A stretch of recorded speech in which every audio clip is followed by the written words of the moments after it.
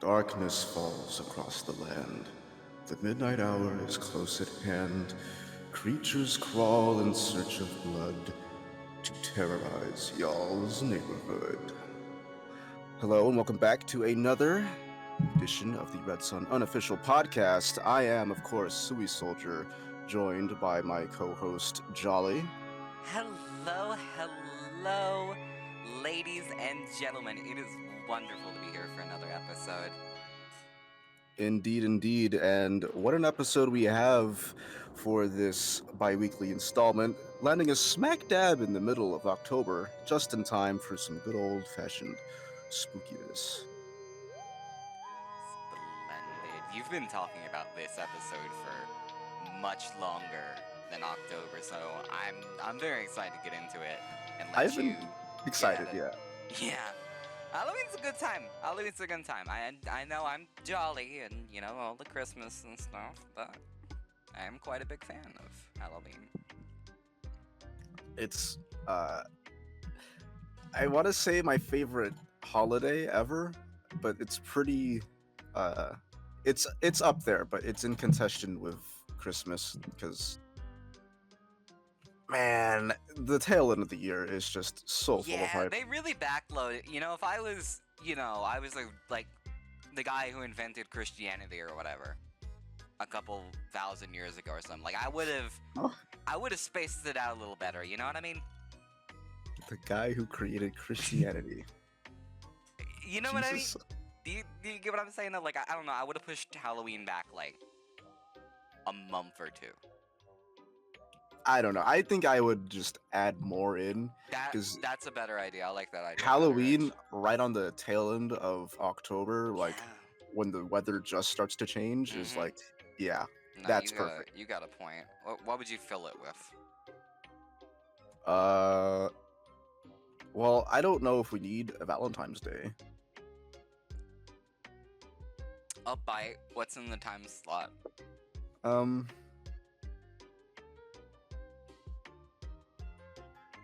I can't really think of anything else that would Yeah, be I as feel hype I feel like Halloween or making Christmas. up making up a holiday. I feel like that's a difficult problem. It's like I'm asking you to make up a color, Sui.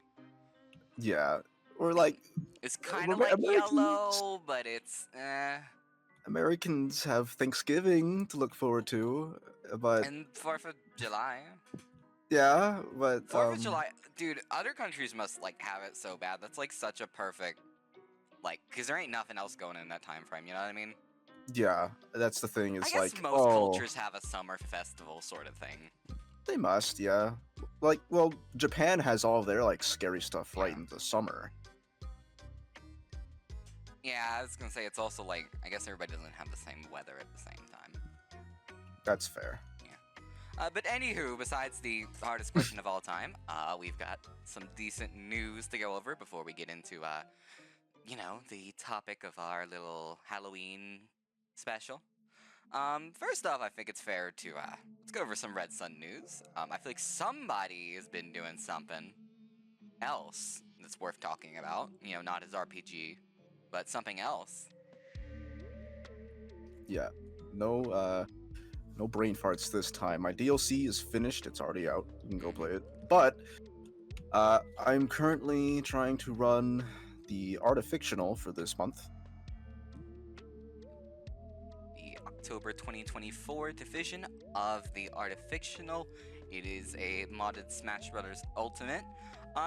Could you tell us a little bit about that, maybe? What's it modded wise? What's it looking like? Well, you can pick from a bunch of different characters that are not supposed to be in Smash, and there's a little bit of variety between like Halloween and non-Halloween related mods I have in there, just as a general grab bag. There's also some stage mods and like some surprises with the assist trophies as well. Very spooky. But just keep an eye on that date because Nintendo dropped a surprise update right in the middle of October as well that completely broke all the mods, so I kind of have to wait for the new patch to come out Yeah. before I can do that. It's been a weird week or two at Nintendo in general. It's off topic. Have you seen the Game Freak leaks?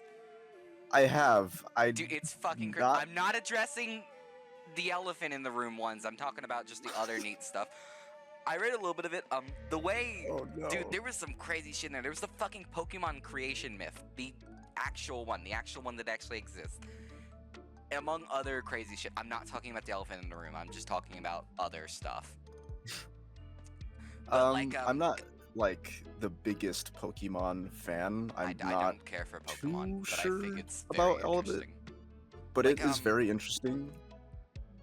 The way I had it explained to me that made me get is are you aware of Toby Fox and Deltarune at all? Well, you I are, was obviously. about to bring this up. Yeah. The way I had it described to me is I'm sure you've heard Toby Fox talk before about like he had a dream where Deltarune came to him, and Yeah. it's what made him make Undertale first, then do Deltarune. The way I had it explained to me was this is if we had the document where Toby Fox wrote down his dream. And I think that kind of helped me put into perspective as somebody who does not give a fuck about Pokemon that much. That is like the biggest recontextualization I've ever seen of something to that magnitude. That made me really go like, oh shit, this is like severe. Dude, oh god, I bet the next Pokemon present is gonna end up with that dude fucking strung up in chains. They're gonna beat him to death life. I can guarantee it. We're gonna get a Nintendo Direct, and it's just gonna be a fucking like Saw movie. Yeah, but 20 minutes of shitty mobile games first. Oh yeah, like here's our new forget. update for Pokemon Sleep, and then I want to play a game. Yeah. What's the fucking? Which movie is the one that has the fucking the bear trap in the head? I think it's the second one, right? It's like the first and second one. That's kind of like the staple of Saw, is like the reverse bear trap. Yeah, no, that's exactly what I think of as Saw. They should have put that in Fortnite. They really should. They really should. Like, just throw that at somebody. That would be peak. Yeah, and in terms of other Redsun news, I will also say, as of yesterday, Fecool got his purple name. Yay. Took a while. Now he's got no excuses. 9. You gotta get to work, buddy boy. I will be expecting the Mario Kart game mode in the next 3 months, or I will find you. I will be expecting Fort Wars in 2, or I will find you, which is not hard since you moved here. Yeah, you gave us very specific information, too. And you gave us very specific, yeah, so, I will be launching a third hurricane at you. I'm coming after you. Yeah, I think that covers all of the Redsun specific news, unless I'm forgetting something. Nah. Did we talk about Frosty's game? We could probably mention that. I don't know. I feel like that's important. Yeah. Sure. Crystal Ball Critters on Steam. The demo for it has been released. Is something Frosty has been working on for quite a while. It's a racing game. It's also jumping and platforming. It's hard to describe. I know there's another game that is like it that is not coming to me right now. Monkey Ball? It's not Monkey Ball. Not Monkey Ball. Marble Blast? But if Monkey Ball was a racing game, I guess it would maybe in the territory. You know what? Huh. Last time somebody compared it to Monkey Ball, they got chewed out. So I'm not trying to get into that. I'm not trying to compare it to Monkey Ball. I just think it's funny that it's animals in a ball, but the game doesn't make your eyes vomit. You a Monkey Ball hater? Right now, I'm the Monkey Ball hater. I'm not a hunky. You're making me triple you on can't my say words that here. word, Sui. You can't say that one anymore. Not that. I am not a Monkey Ball hater. All right. The camera is an inspired choice, not for me. I get that though. But yeah, that is that's all the Redsun news. As for the TF2 news, of course, we have Scream Fortress I'm not good at reading Roman numerals. You can do it. Okay, so an X is 5, a V is 4, so Scream Fortress 10. What are the Roman numerals?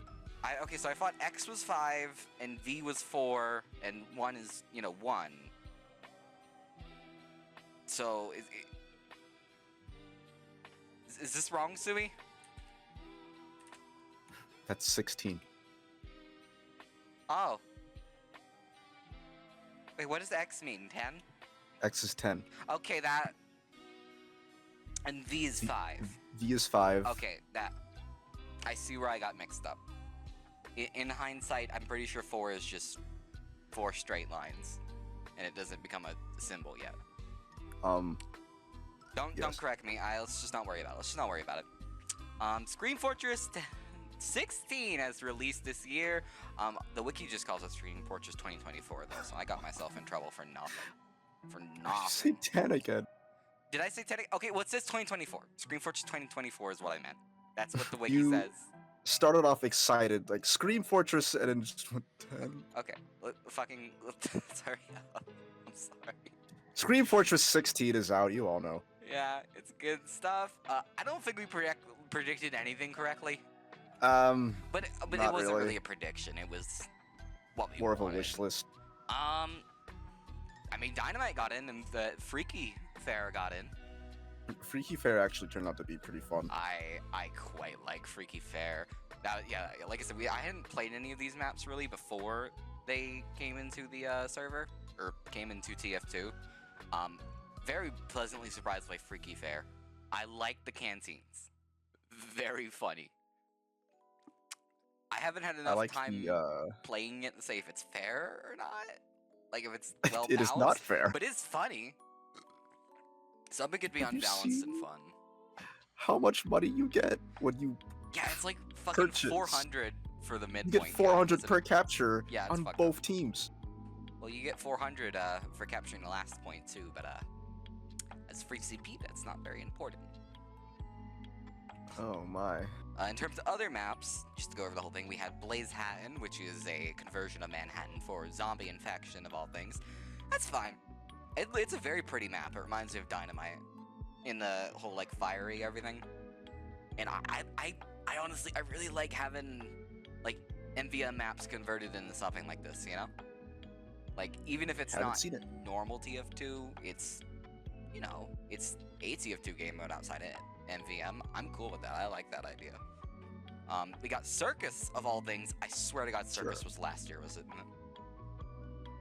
Wasn't it a map from last year? Am I like nuts? I don't know. I swear to God, it was developed. Yeah, it was the Nucleus one. Yeah, it's Nucleus. It was the one that was Nucleus. I don't know, let me open the Steam Workshop. I'm just out of curiosity. Yeah, it's from last year. So last year's maps can get in, apparently. That's good to know. But yeah, it is very impressive in terms of all the actual stuff in the map. It's a very playable Nucleus, believe it or not. Very playable. But yeah, cool to see that in. What else? There was Dark March, which was a Halloween version of, what was it? Paris? Yeah. Honestly, I feel like normal Paris could have gotten, and it could have been like Pier, where it was like an all-year map after it. You know what I'm saying? Yeah. Is that too much to ask? Yeah, it's not as bad as it was on release day, but dude, the fucking fog on Dark Marsh was nasty. It's pretty bad. Yeah, they changed it. It's not as bad now, but dude, it was fucking bad on release day. It was bad. I hated that shit. Of course, Dynamite got in as the introduction of what is considered a tug-of-war game mode. I quite like Dynamite. It is long, but I kind of enjoy it. And the roof stuff was not as prevalent as I thought it was gonna be, but yeah, probably it's still not. Pretty good. They're all on fire. It's still pretty good. I still really like it. Of course, Freaky Fair, as we said before, was good. I like all the Marasmus intro and everything. I liked all the Marasmus nonsense in it too. I just think that's good. That's good theming. Good stuff. Love the custom canteens. Curiously, Outburst got in. I just find it weird that we got the Halloween Saxton Hale this year and not last year. You know what I'm saying? Because by now I was like, okay, so they're not okay. So obviously we're not just gonna put in a free Saxton Hale map with just making him red and fiery, right? Because it didn't get in last year, and then it happened this year anyway. So you're not above it. Anywho, huge missed opportunity that these guys aren't making Headless Horseman V-Script. I'm just saying, you know? Missed opportunity.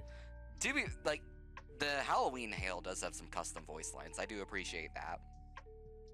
Oh yeah, those Yeah. things that completely broke after 2 rounds, okay. and Okay, yeah, they did. yikes. Yikes. But, you know, I appreciate the attempt. It's just again, like, man, I really feel like you could do Headless Horseman. Oh. Because I think that would be funny. You know, I mean, I think Headless Horseman is probably one of my favorite bosses on the server, just with the axe climbing mechanic. Yeah. Very fun stuff. Surely we would replace the rage with something though, right? Because I don't know how that would. Because I know we replaced it in a normal. I say we like I'm still on the team. I know it was replaced in, like, you know, it's not the stun rage in normal Saxon Hail V script. It's the power up situation. But like I feel like the ghost would be weird in V script. You know, it'd be primitive. Kind of want to see a weird implementation of the like it system that regular HHH has. Oh, yeah, interesting. Like how though? That's what I'm Like wondering. he can only hit the guy who's it? Or does he get some bonus for hunting the guy with it? Or does he get speed bonus towards it? Like what do you think? Maybe it has to do with like his teleportation or something. Maybe. I definitely see the vision though, because I think having an it mechanic like that would be very funny for a Halloween boss. Like, oh god, I'm it. I'm fearfully running around. Like I see the vision. And of course Toxic got on as well. King of the Hill, it's the Gotham ass power plant map. Yes. Good stuff. Where's the fucking sewer? That's all I'm gonna say. That's the big question. I'm just saying. All these maps here are good. They're all good maps. I have mixed feelings on Outburst, but they're all good, you know? They fit. They're good. I could have thrown in sewer. That's all I'm saying. Because last Scream Fortress had like 11 maps or something. Because, you know, part of it was because they threw in all the zombie infection stuff, as well as the normal maps. Because when you look at it here, like, the actual amount of normal, like, TF2 game modes is kind of lacking. Like, so if you take out zombie infection and you take out versus Axe and Hail, for this equation I'm counting Tug of War, that's like 5 maps that are normal, like, game modes. Yeah, 5. You know what I mean? Could have thrown in an extra. And what was the other one? Life Leech? Life Snatcher? Life Snatcher. Yeah, that was another missed opportunity. Kind of bummed we didn't get in. Come on, dude. I still mean what we were talking about. That is one of the most visually striking maps ever in TF2, honestly. It's crazy how you achieve that with just fucking grays. You know what I mean? Yeah. It's like, it was really like I was saying, it was the only TF2 map that made me feel kind of creeped out. I don't know. I really liked it. Sorry. Every other map is like orange, you know, like, oh, it has orange hues or like, you know, Not very shit on orange. Warm tones, which is fine, you know, but that's just kind of like the general aesthetic of the TF2 map.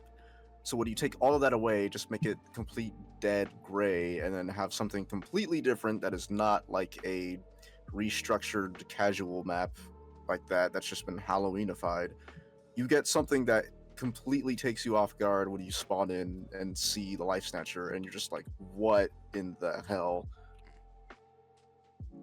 Yeah, it was crazy. But still, good maps this year. I have no complaints about the maps this year. I just feel like we could have used a couple extra. Maybe I'm just spoiled from last year. Perhaps. Maybe. In terms of, I guess we'll skip cosmetic items for a second and just talk about, war paints. I think the war paints this year were actually pretty good. Taking a look at them at all? you want me to share the little screenshot real quick of the list? I've seen them. I think they're good. That's the Windows notification sound, so you don't kill me in post. Yeah, it's good collection. I will not be opening any of them because you know who, but I think it's a pretty good selection, honestly. Of course, there was taunts this year. There was the Scout Peace Out. You know, it's a little fucking the meme thing with the dude on the coffin doing his fucking peace out pose. You know what I'm talking about? Funny. I think it's fine. Cause Yeah. Who is it? Soldier also has the tombstone emote. I think it's fine. Yeah. It's I think pretty the only notable one was the clapping one. I did not care for the clapping one, I'll be honest. It's... I get all classes good. I'm glad it's there. I don't know. I feel like it's... slow. It is an upsetting range of... It's not quite a dramatic slow clap, and it's not quite like a normal clap. It is somewhere in between there that upsets me. I like how condescending it is. That's also true. It's not that bad. It's just like, I don't know, man. It's not the worst. It really isn't. I'm beefing for no reason. There's of course also crushing defeat for the heavy. Heavy, he crushes a skull. That's pretty good. I like that. Just a fun little one. I'm fine with the fun little extra ones. You know what I mean? It never hurts. And Spy's punchline, the fucking Joker gun. I think that's fun.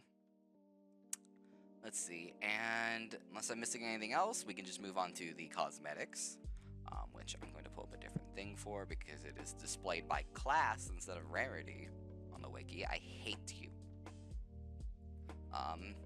Do you have the list pulled up? I'd actually show it to you if you want to, just so we can talk about it for the discussion. I don't have it pulled up. All right. Actually, I'll just link the active series page. It should bring you right to it. Let me know if that's true.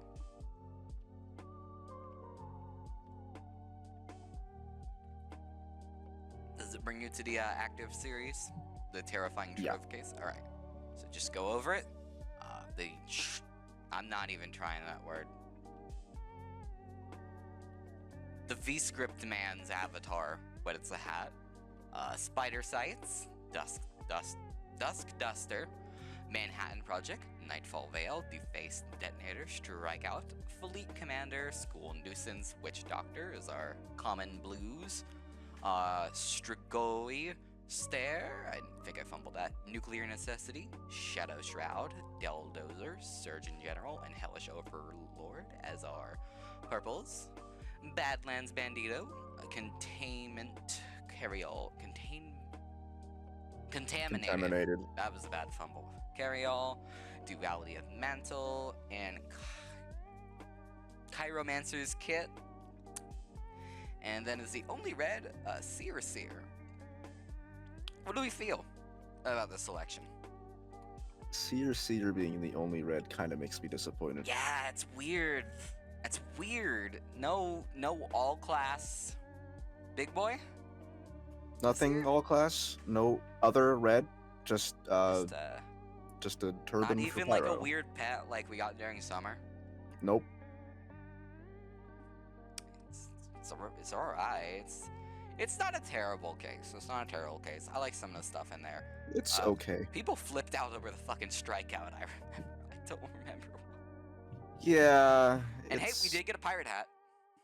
You got a pirate hat. And I'm a little disappointed we got no Halloween exclusives this year, though. Yeah. That kind of sucks. I really wish we got a couple, because there was some good ones last year. Fucking, what was it? The Scout one immediately comes to mind. Especially for the 5 minutes it wasn't a Halloween cosmetic. Oh boy. Oh boy. Oh boy. That was wild. But yeah, not a bad selection. There's a couple things I would have wanted. I get why people do not like this case. Yeah. But you know, it's not terrible. I will say, in regards to the crate, we are making a quick segue, baby. I have 10 keys. 10 keys I have saved for this episode. We're going to do a quick unboxing, just ruin the tone, and get into a quick 10 case unboxing. Are you ready, Sui? Are you excited? What? Come on, Sui. I told you. I'm opening 10 cases real quick. Just a quick little... But what? Okay. We've got time, don't worry. Just a quick little 10 case. Am I streaming properly? Yes. Awesome. Don't worry, I have video. I have video going. So let's get right into this. Just a quick little unboxing. 10. Starting off with the school nuisance. I quite like the school nuisance. That's the one from Bully, I You believe. got bully item. Yep, and a tour of duty ticket. What was the other scout cosmetic that was had him in a school uniform? Quick fast learner. I think so. Thankfully, it didn't have any description like that one. We into case number 2. Spider sights. I have a good feeling about this one. God damn it. Well, Tour of duty pirate ticket. hat. And a fleet commander. I like the pirate hat, I do. Was that there before? I assume so. I didn't see you That was unbox not it. there before. Does it say it's new? See, because I opened that. So I opened that yesterday. That's why it has an October 20th. And it has an October 10th today. Okay, so I'm pretty sure I just unboxed that. Yes. Alright, I'll take it. We love an unusual in this house, and don't worry, I'm bound for another one. The Witch Doctor. You know, I thought that was for spy until I realized he already has one. Is it not for Spy? It's for medic. Oh, that's a good one for Medic. I could see the vision. For number 7, maybe, the Nightfall Veil. I do not care for the ninja cosmetic for Spy. I guess the robes could be used for something cool, probably.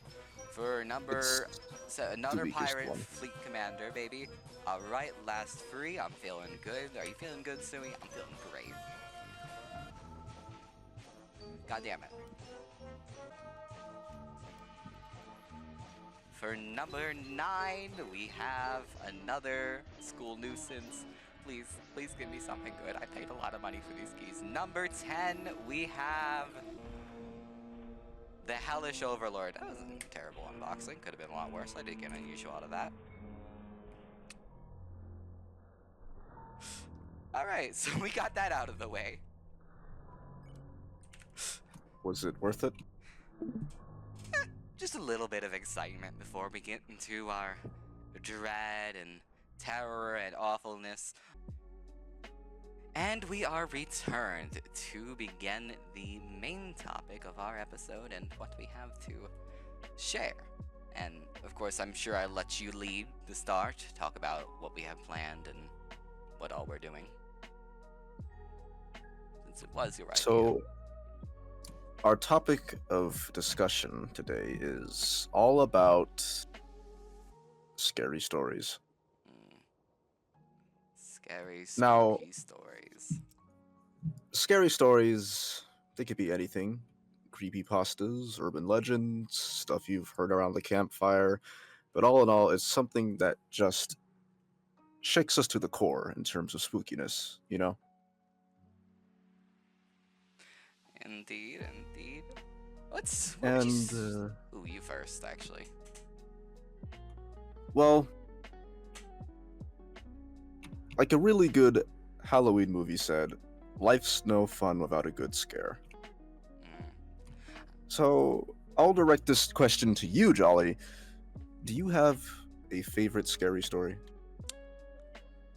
That is an interesting question because it's hard to say if I have a favorite necessarily. I do have quite a few I've gathered for our little talk here, but as we were talking before the show, a lot of my experience with spooky stories is 2010s creepypastas content and whatnot. You know, back when I was first getting into the internet and understanding it as a medium. I mean, Yeah. that counts. You That know, we all counts. found Slenderman scary at some point. Yeah. God, I can think of a couple ones already that like dark rooms freaked me out for like a year or two because oh god, the fucking Slender Man or something would probably kill me in that scary dark room. Shit like that. I have a few of them gathered of my own, but just stuff like that comes to mind. And a lot of early YouTube, you know, creepypasta content creators. The ones that come to mind immediately are Creeps McPasta and Tats Top Videos. If any of those come to Yes. mind. Yes, I still have a habit of coming back to Tat's Top Videos at Halloween time, actually. Very, very good quality channels. Very glad to see them both holding up nowadays. What do you say about you, though? What's your experience been? You know, it only occurred to me recently, uh, regarding like horror content, Mhm. where it's like I didn't consider myself like a big horror fan until I really took a step back and like thought about it. And it's like even since a kid, I've always been reading like the Goosebumps books and stuff like that, you know. Mm-hmm. And I guess I kind of was just like, oh, I guess I am a horror fan. Yeah, I could So definitely say something similar in regards to, like, when I look back at, like, at even some games and stuff. yeah, Like, you might forget it, but Five Nights at Freddy's is still a horror game. Five Nights at Freddy's, the first one, is a pretty fucking scary game. It's pretty good. I mean, most of the first couple were pretty good. It is a Yeah. decent franchise. Is there any other that come to mind as horror things? I mean, are we talking about mascot horror in general? I feel like that's a whole different topic. Mascot horror is like something else entirely. Because it kind of devolved into, you know, something else that is bordering on not really horror anymore. But Yeah. guess for horror, I mean other stuff like I had Resident one Evil person or describe something. it to me once. This is a terrible analogy, but I just find it funny as absurdity. He used to call it the gentrification of horror. Absurd way to put it. Don't describe it like that, but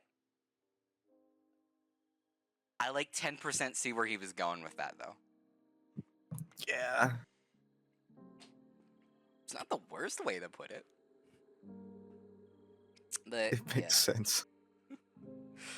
Although, I mean, there's been some good horror things in the last couple years. Well, it depends on your definition of good, but I mean, if I can think of, you know, like mascot horror still exists, but kind of the innovation, introduction of stuff like, what do we call it, analog horror?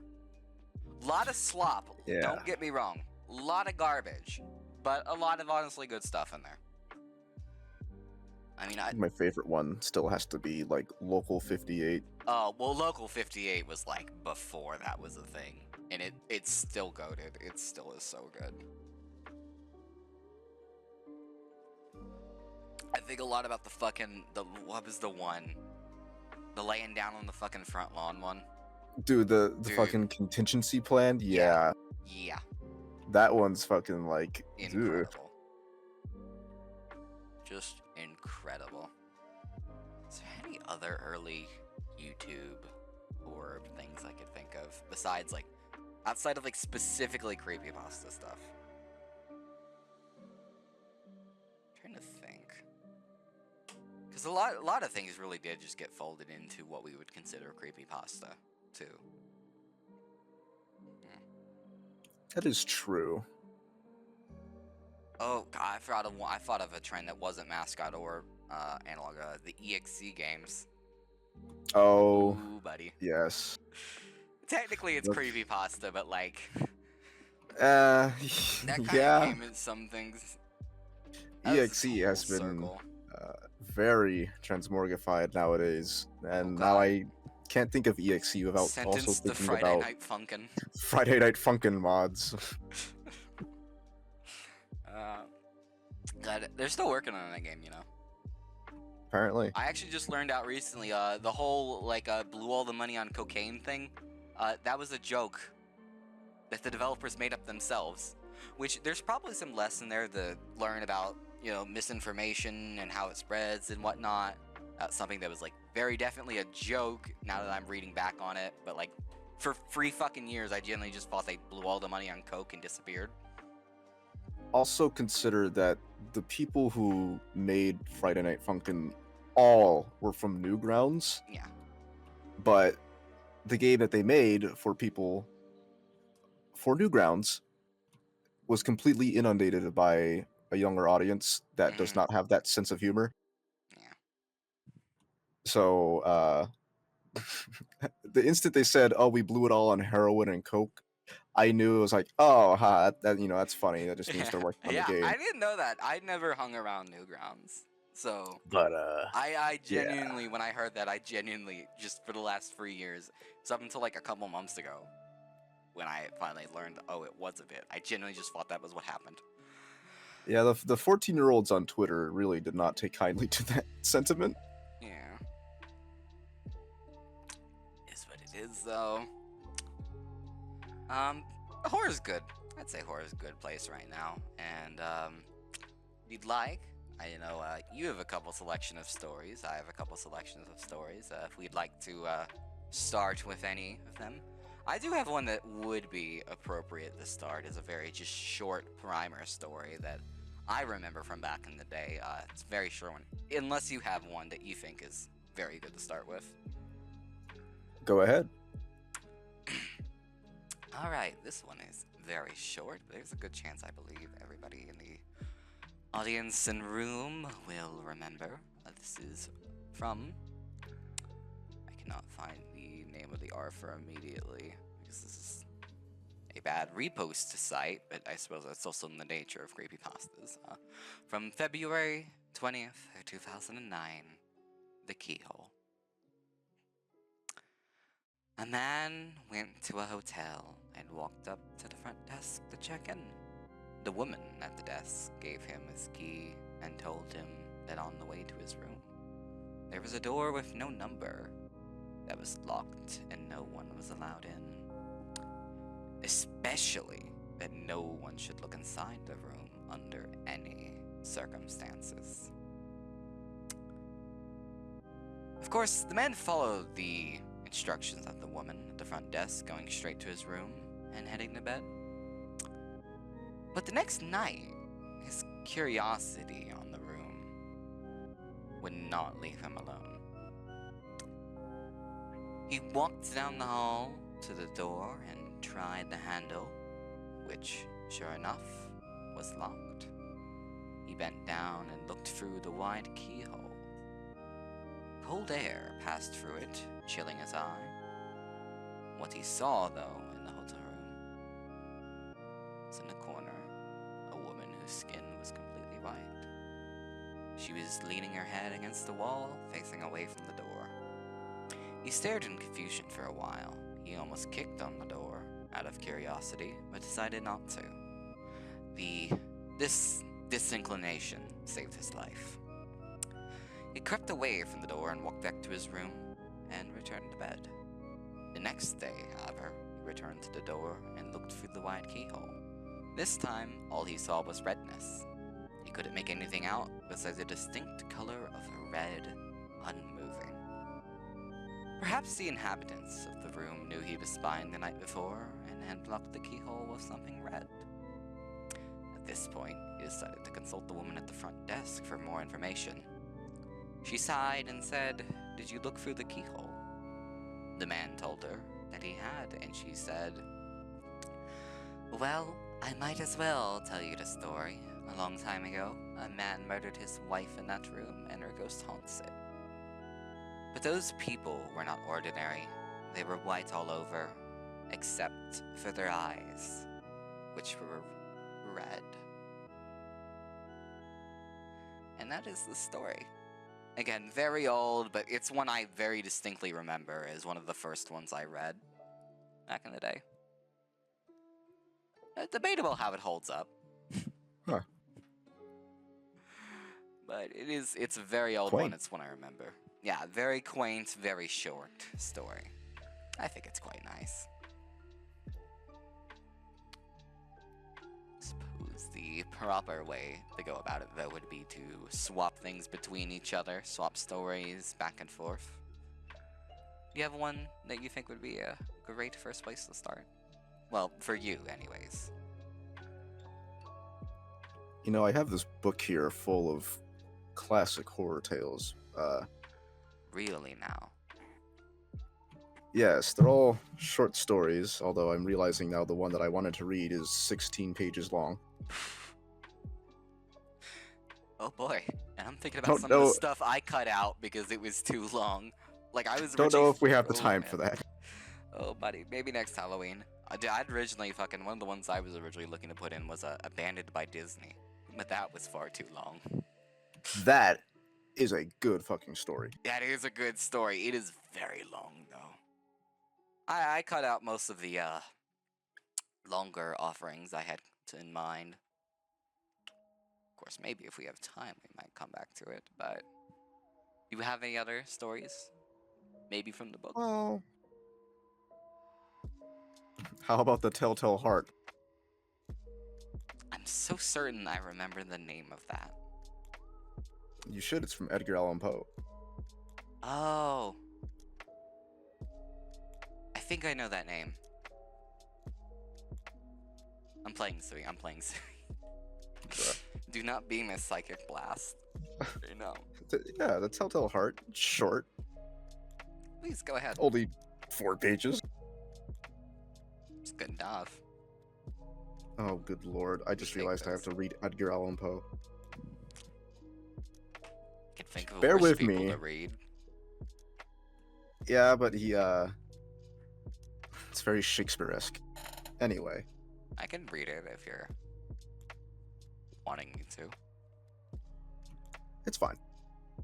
Alright, go ahead, Sui.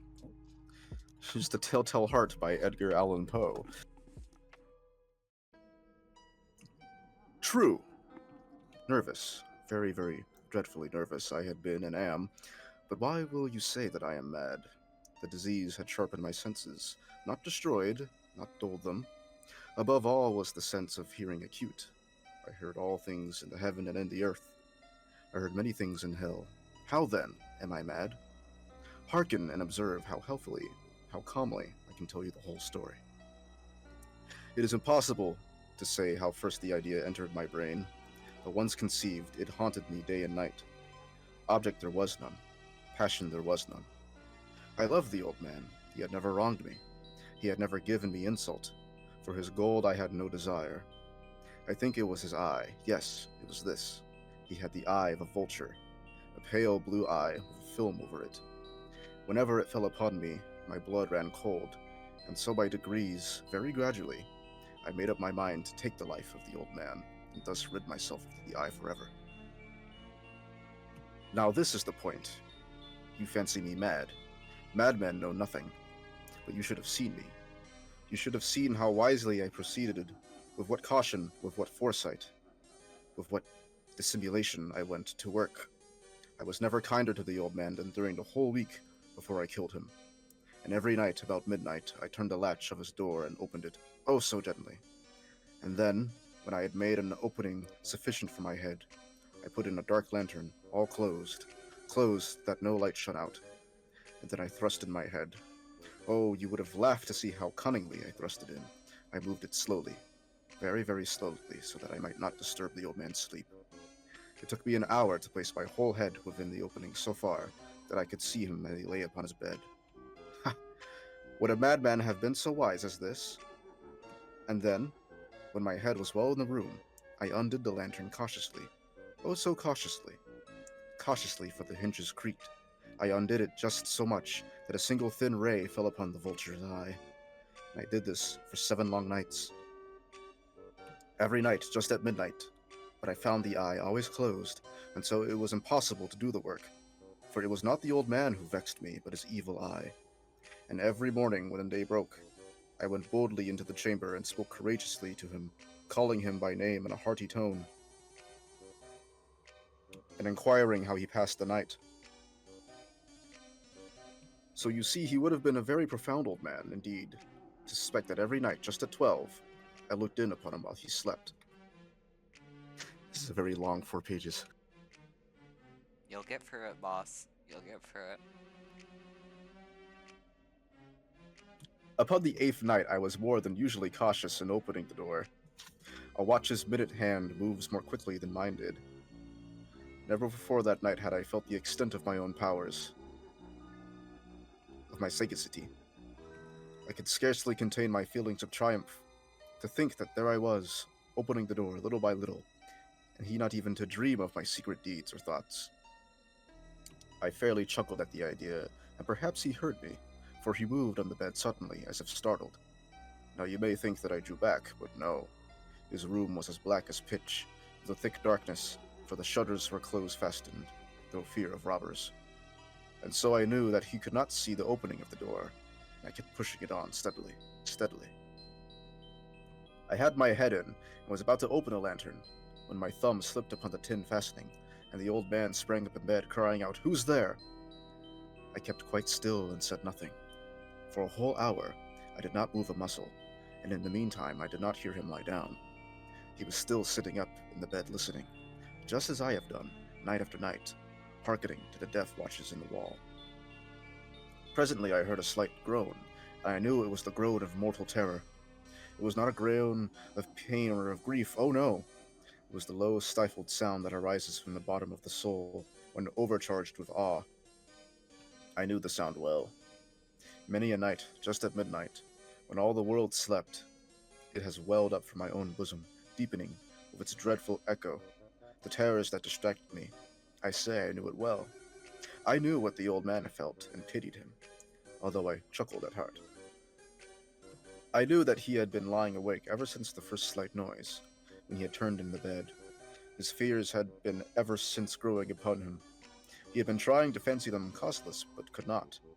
He had been saying to himself, "It is nothing but the wind in the chimney. It is only a mouse crossing the floor," or "It is merely a cricket which has made a single chirp." Yes, he had been trying to comfort himself with these suppositions. He had found all in vain, because death, in approaching him, had stalked with his black shadow before him and enveloped the victim. And it was the mournful influence of the unperceived shadow that caused him to feel, although he neither saw nor heard, to feel the presence of my head within the room. When I had waited a long time, very patiently, without hearing him lie down, I resolved to open a little, a very, very little crevice in the lantern. So I opened it. You cannot imagine how stealthily, until, at length, a simple dim ray like the thread of the spider shot from out the crevice and fell full upon the vulture's eye. It was open, wide open, and I grew furious as I gazed upon it. I saw it with perfect distinctness, all a dull blue with hideous veil over it that chilled the very marrow of my bones.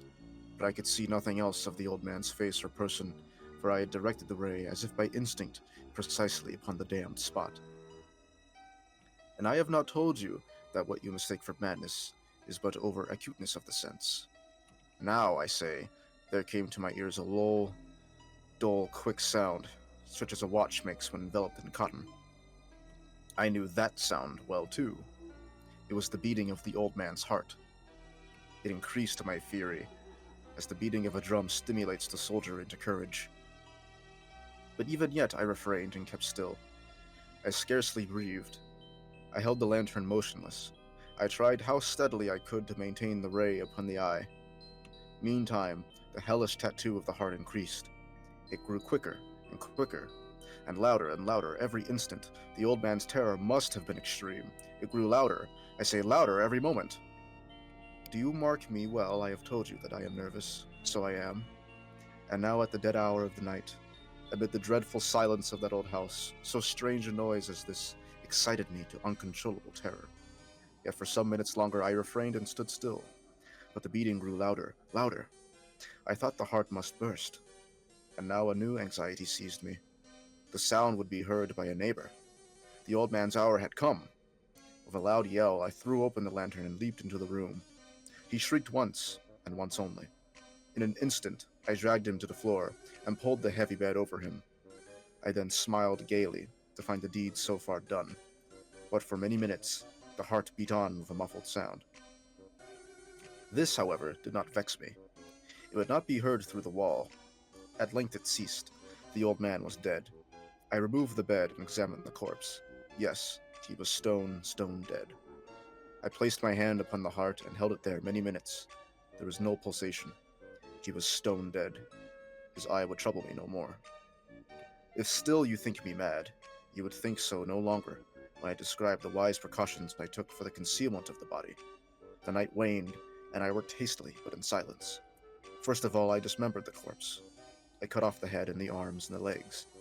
I then took up 3 planks from the flooring of the chamber and deposited all between the scatlings. I then replaced the boards so cleverly, so cunningly. 3rd page, almost done. That no human eye, not even his, could have detected anything wrong. There was nothing to wash out, no stain of any kind, no blood spot, whatever. I had been too wary for that. A tub had caught all. Ha! When I had made an end of these labors, it was 4 o'clock, still dark as midnight. As the bell sounded the hour, there came a knocking at the street door. I went down to open it with a light heart, for what had I now to fear? There entered 3 men, who introduced themselves, with perfect suavity, as officers of the police. A shriek had been heard by a neighbor during the night. Suspicion of foul play had been aroused. Information had been lodged at the police office, and they, the officers, had been deputed to search the premises. I smiled, for what had I to fear? I bade the gentleman welcome. The shriek, I said, was my own in a dream. The old man, I mentioned, was absent in the country. I took my visitors all over the house. I bade them search well. I led them, at length, to his chamber. I showed them his treasures, secure, undisturbed. In the enthusiasm of my confidence, I brought chairs into the room, and desired them here to rest from their fatigues, while I myself, in the wild audacity of my perfect triumph, placed my own seat upon the very spot beneath which reposed the corpse of the victim. The officers were satisfied. My manner had convinced them. I was singularly at ease. They sat, and while I answered cheerily, they chatted of familiar things, but ere long I felt myself getting pale and wished them gone. My head ached, and I fancied a ringing in my ears, but still they sat and still chatted. The ringing had become more distinct. It continued and became more distinct. I talked more freely to get rid of the feeling, but it continued and gained definiteness, until at length I found that the noise was not within my ears. No doubt I now grew very pale, but I talked more fluently, and with a heightened voice, yet the sound increased, and what could I do? It was a low, dull, quick sound, much such a sound as a watch makes when enveloped in cotton. I gasped for breath, and yet the officers heard it not. I talked more quickly, more vehemently, but the noise steadily increased. I arose and argued about such trifles, in a high key and with violent gesticulations, but the noise steadily increased. Why would they not be gone? I paced the floor to and fro with heavy strides, as if excited to fury by the observations of the men, but the noise steadily increased. Oh God, what could I do? I foamed and I raved. I swore. I swung the chair upon which I had been sitting, and grated upon the boards, but the noise arose all over, and continually increased. It grew louder, louder, and still the men chatted pleasantly and smiled. Was it possible they heard not? Almighty God, no, they heard. They suspected, they knew. They were making a mockery of my horror. This, I thought, and this, I think, but anything was better than this agony. Anything was more tolerable than this derision. I could bear those hypocritical smiles no longer. I felt that I must scream or die, and now, again, hark, louder. Villains, I shrieked, dissemble no more. I admit the deed. Tear up the planks here. It is the beating of his hideous heart. And that's the end. That was a good reading. I do remember why I, vaguely remembered it now. When I was younger, it was, something I had read, a small excerpt of, in, a class of sorts. I think it was, would be the equivalent to like a 6th grade or something. I read Yeah. something of it. Very good story. Very good poet. Was he the one who named his cat so-and-so, or was that the other one? That was Lovecraft, No, that right? is not. Okay, That was okay. Lovecraft. Okay, that was That's sitting on Lovecraft. that for a little too long. I just That needed was to get not the... Edgar Allan Poe. Okay, I was pretty sure it was Lovecraft. I wanted to make sure. Sorry, that Edgar was... Allan Poe That was was the one who terrible married his takeaway, cousin. by the way. Sorry on my part, but...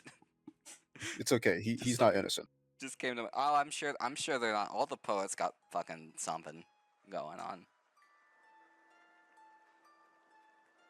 But good story nonetheless. I did have... Let me see. 2 others I had, I technically have 4, but 2 of them are not good reading.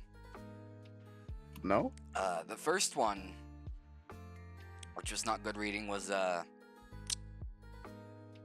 see, because I don't know how this. It'd be a little difficult to do as Candle Cove, and it's specifically because 90% of it is reading forum posts, and it's a good story in and of itself, but that's a lot harder to do audio wise rather Well, than reading I'm wise. sure You know what I mean?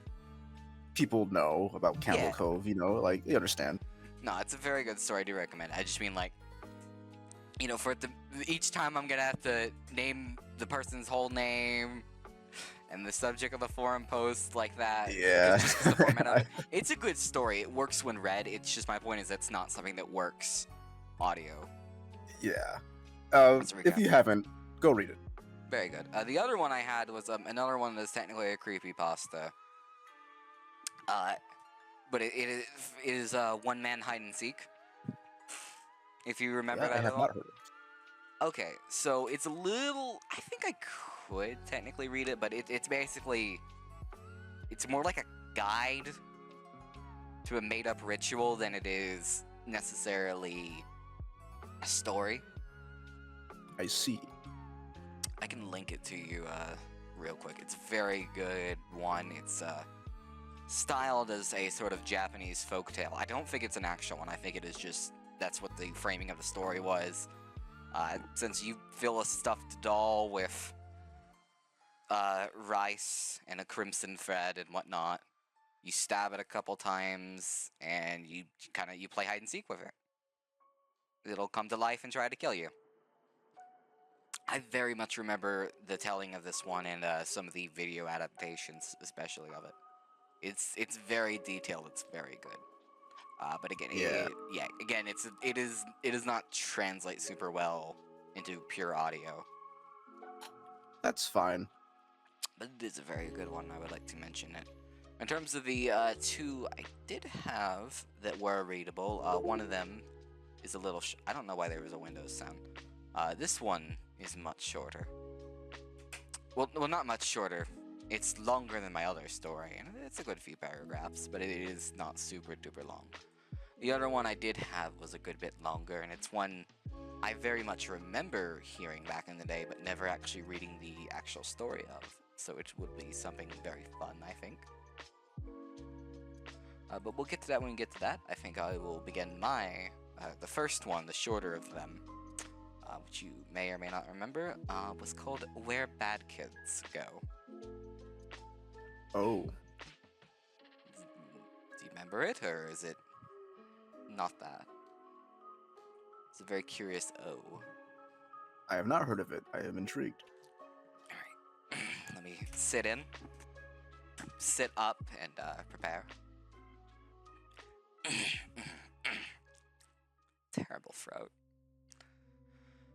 I must have been 6 or 7 when I lived in Lebanon. The country was ravaged by war at the time, and murders were common and frequent. I remember during a particularly vicious era when the bombings rarely stopped. I would stay at home, sitting in front of my television, watching a very, very strange show.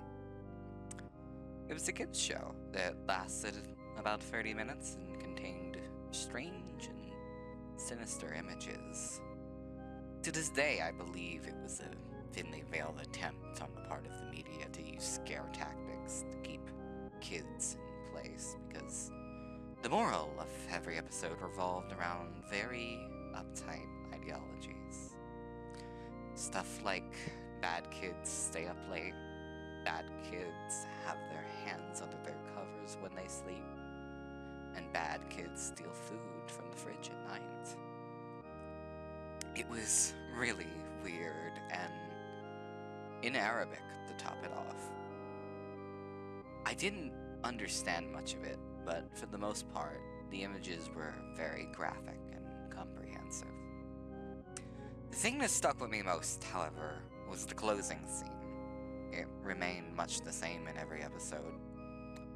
The camera would zoom in on an old, rusted, closed door. As it got closer to the door, strange and sometimes even agonizing screams would become more audible.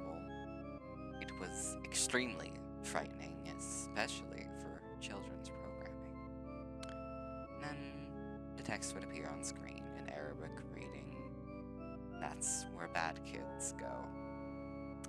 Eventually, both the image and the sound would fade out, and that would be the end of the episode.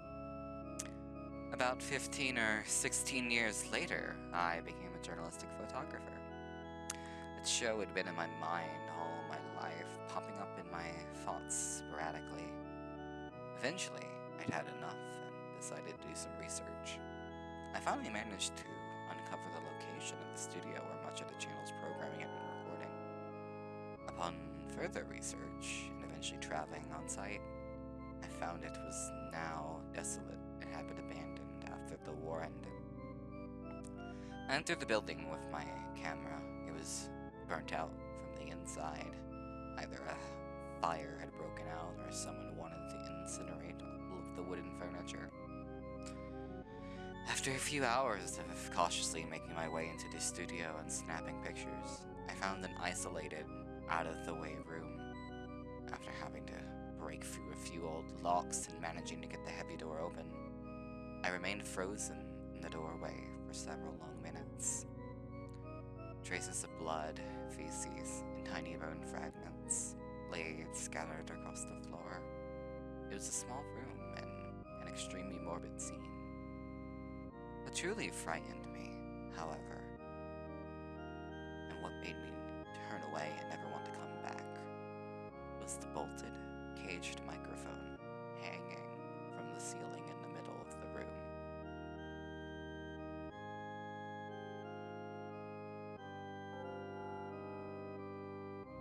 And that was where bad kids go.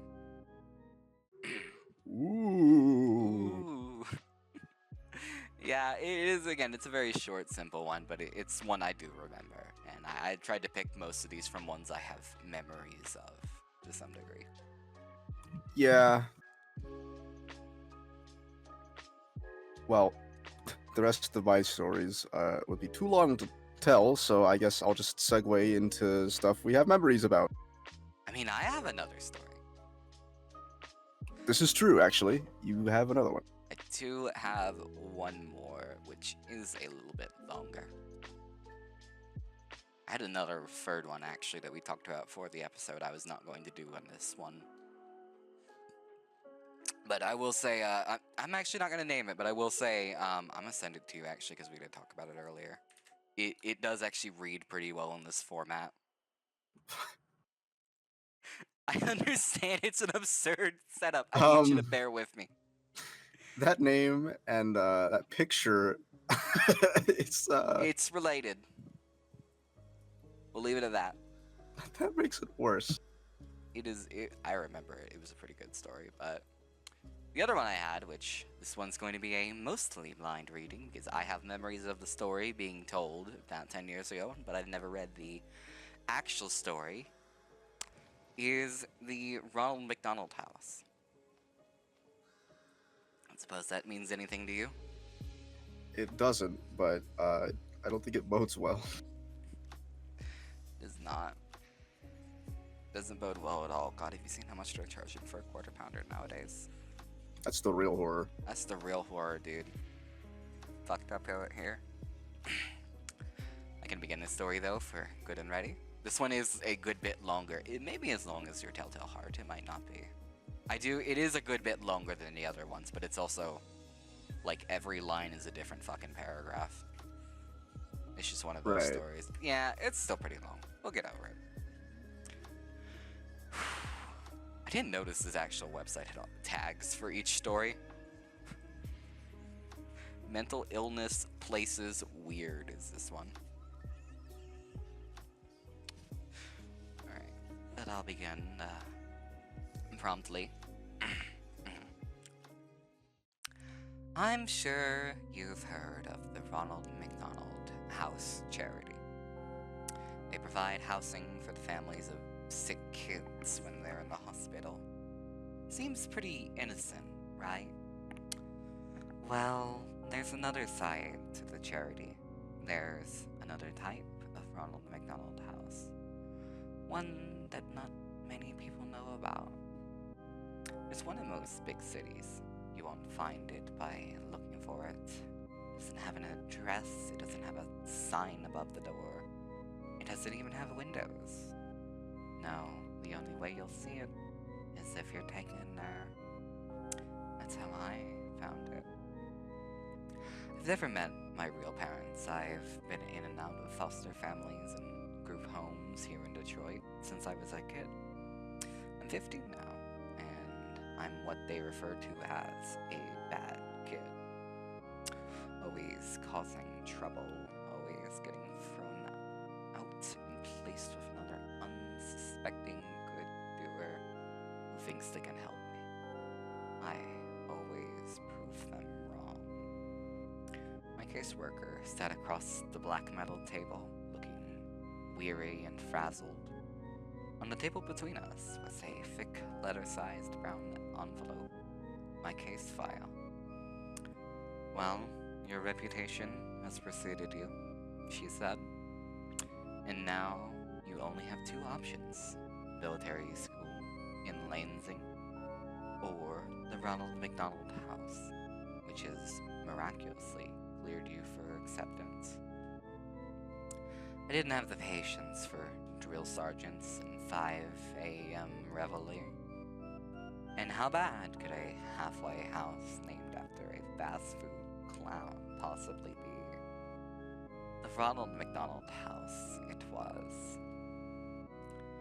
Dark clouds loomed above me the day I climbed to the back of my caseworker's town car.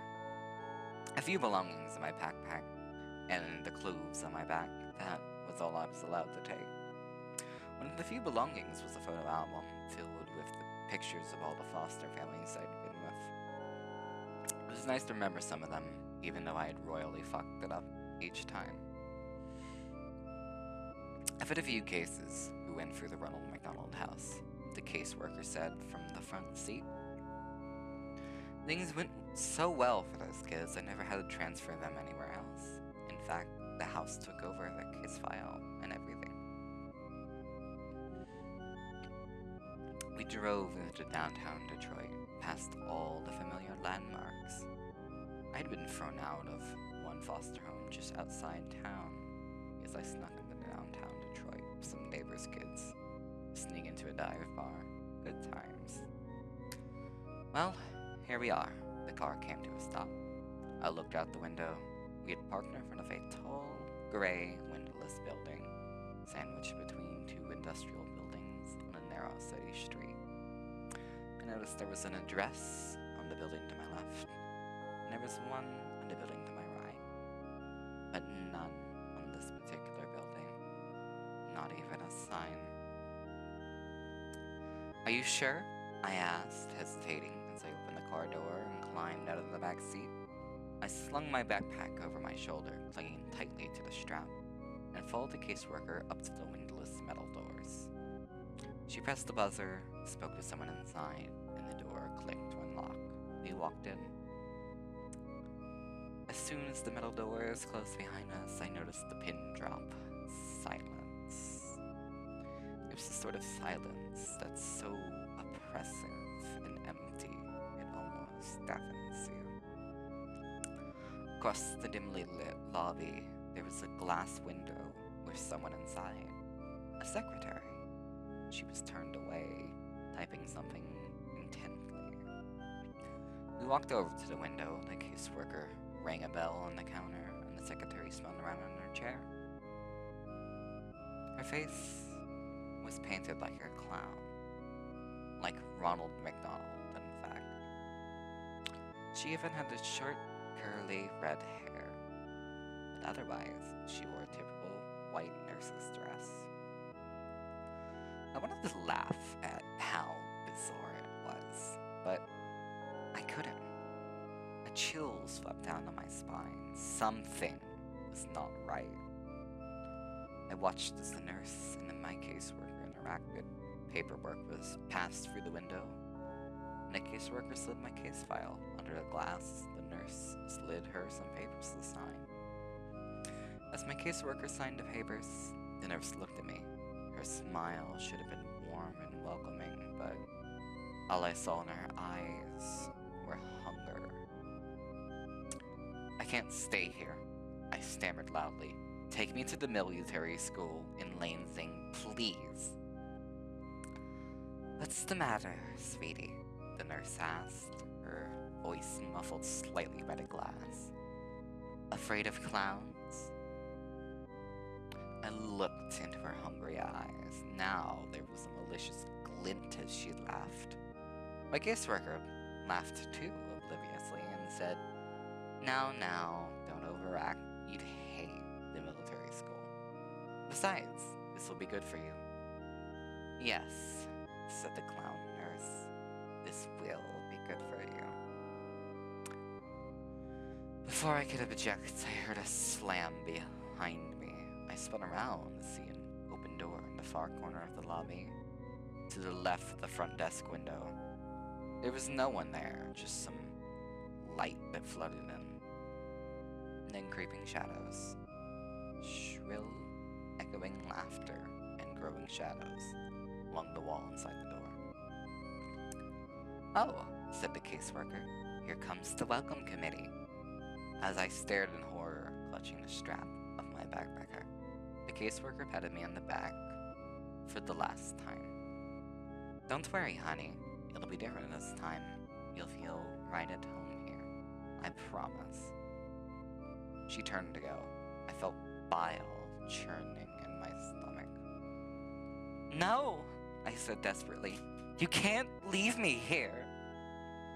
Oh, no. I've got to get going. I never did like clowns. And with that, she left me here. The metal doors slammed behind her, and I was alone. I faced the open doorway by the front desk again, the shadows, and almost entered the room, and the piercing laughter was filling the lobby with sound. I ran for the front doors. I pounded, I yanked, I pushed, and I screamed. Screamed for help. Screamed for my caseworker. Screamed for anyone. Please, God! I turned to see the nurse behind the glass smiling at me again. And they entered, a whole group of laughing nurses with clown faces and red hair. Some were male, some were female, but all had the same terrifying Ronald McDonald makeup. In the dim light of the lobby, I could see the glint of metal tools in their hands. Bringing up the rear was a pair of clown nurses rolling a metal table, complete with restraints.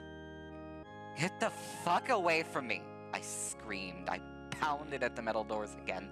Let me out of here! They surrounded me. They grabbed me as I thrashed and I screamed and tried to tear myself away. Laughed as I kicked and squirmed. He slammed me onto the rolling table and strapped me down. I looked away wildly. I was surrounded. Let me go! I screamed, twisting and turning and pulling at the restraints. They rolled me through the open doorway and down a seemingly endless white hallway. They laughed and they laughed and they laughed. They waved their shiny scalpels and razors and needles mere inches from my face, just to make me flinch and scream It made them laugh even harder. The last thing I remember before one of them finally injected me was the hands. Gloved fingers prodded inside my mouth and pulled at my lips, distorting my screams and forcing an unnatural grin onto my tear-streaked, sweaty face. Hot, rancid breath was in my face, and a whispered, perverted voice spoke the words, "We'd love to see you smile." Then, as the maniacal laughter seemed to warp and wind down like a dying record player, everything faded to black.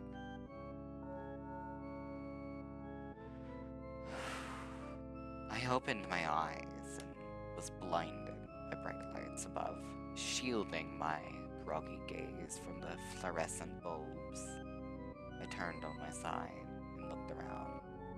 A cell, tall white walls covered in scratch marks and stains.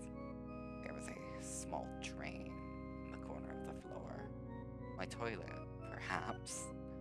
A door with no windows, and on the floor by the door, my backpack. I tried to sit up. My body ached, and the moment I was upright, my vision started spinning. I wondered what they drugged me with. I realized I was shivering. I looked down. I wasn't wearing my own clothes anymore. I was wearing a dirty, ripped hospital gown, bright yellow with a pattern of Ronald McDonald heads all over it. Nothing underneath. I heard faint, muffled sounds from somewhere in the building. It sounded like screams. I tried to stand, but couldn't keep my balance. My vision was beginning to stabilize, but my body still felt like rubber. I sank to my knees and crawled over to my backpack. Before I got there, I tried to open the door, as expected. It was locked. I slumped onto the floor beside my backpack and unzipped it. All that remained inside was the photo album. They had taken my notebooks and pens and my cell phone. Of course they had. I wearily opened the photo album. Instead of photos that had been in there, ones of myself and my previous foster families, photos where I'd attempted to look happy and hopeful even though I knew I wouldn't be there for long. Instead of those photos, there was crime scene photos. In each one, I recognized one of my former family, Fosters, brutally murdered and covered in blood. My heart raced and my stomach churned. I began to turn the pages quicker, each page a new photo, a new family, a new carnage. I recognized their faces and the inside of their homes. I had lived with these people, and now they were all dead. I came to the last few pages. There was a photo of a house at night and a window of that house. Then, inside the house, a dark hallway with light coming from one doorway. Then, a photo of my caseworker brushing her teeth in the bathroom mirror. Then, a photo of her looking at the camera in horror. Then, a photo of her naked, covered in her own blood, contorted to an unnatural position in her bathtub. I turned to the last page, written inside the back cover of the photo album, were but 3 words. You never existed. I felt bile rising in my stomach. I threw the book to the ground and crawled over to the hole in the floor and vomited. They were right, having killed everyone who ever knew me. It was though I never existed. I heard more faint screaming in the distance. I knew I had to get out. I wiped the vomit off my face with my hospital gown and crawled back over to my backpack. Hopefully they hadn't found my secret weapon. I unzipped the front pocket and reached down into the very bottom, my fingers scraping the fabric. Sure enough, there they were, flush with the seams in the bag, merely nearly undetectable. The pins I'd used for picking locks. I told you, after all, I'm a bad kid. I leaned against the door and listened. I could hear footsteps approaching, but just as soon as they arrived, they faded in the other direction. I knew I had to work fast. I jiggled the handle with one hand, picked the lock with the other. It was surprisingly simple. Holding the handle, I slowly pulled myself to my feet. I can maintain my balance now.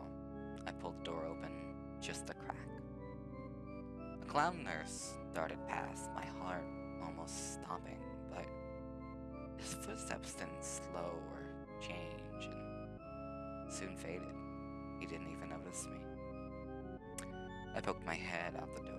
There were seemingly endless white hallways in either direction. The distant screams were louder now, coming from all around. Taking a deep breath, I stepped into the hallway and closed the door behind me. I decided to go to the right. Passing doors identical to the one I had been behind, I heard screams and sobbing.